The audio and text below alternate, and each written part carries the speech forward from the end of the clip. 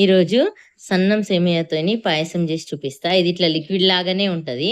అయితేనే టేస్ట్ బాగుంటది.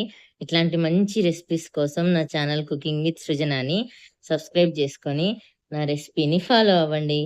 ఫస్ట్ దీనికోసం 1 లీటర్ పాలను వేడి చేసుకోండి మంచిగా. కొన్ని బాదాంలు నానబెట్టుకోండి వేడి నీళ్ళల్లో.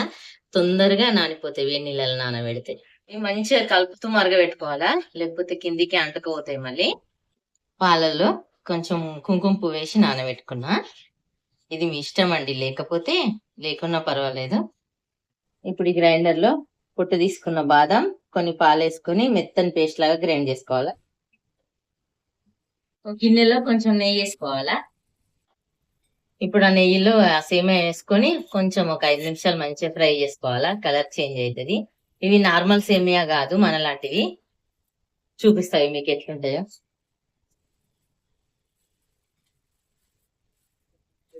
చూడండి, ఇది సేమియా. ఇది ఈ పాలల్లో కొంచెం మిల్క్ మేడ్ వేసుకుంటున్నాం, ఒక 2 స్పూన్లు. మనం పక్కన పెట్టుకున్న పాలు కుంకుమ పువ్వు కూడా వేసేసుకొని మిక్స్ చేసుకోవాలి పాలల్లో. ఇప్పుడు నేను నెస్లే మిల్క్ మేడ్ వాడిన, టేస్ట్ కొంచెం బాగుంటుందని. ఇప్పుడు నెక్స్ట్ బాదాము పాలు మిక్స్ చేసుకున్నాం కదా, ఆ పేస్ట్ వేసేస్తున్నా పాలల్లో.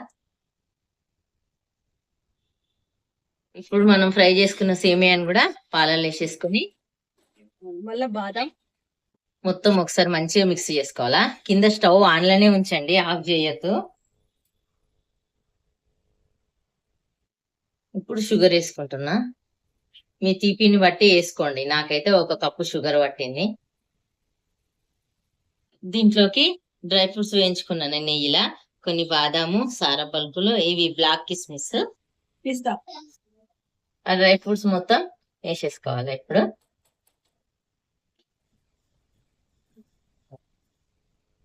వేసేసుకొని మంచిగా ఒకసారి మిక్స్ చేసుకుంటే పాయసం రెడీ అయిపోతుంది. సేమియా రెడీ అయిపోయింది. గిన్నెలోకి సర్వ్ చేసుకోవడమే. ఇది గట్టిగా చేసుకోవద్దు, బాగుండదు. లిక్విడ్ లాగానే బాగుంటది.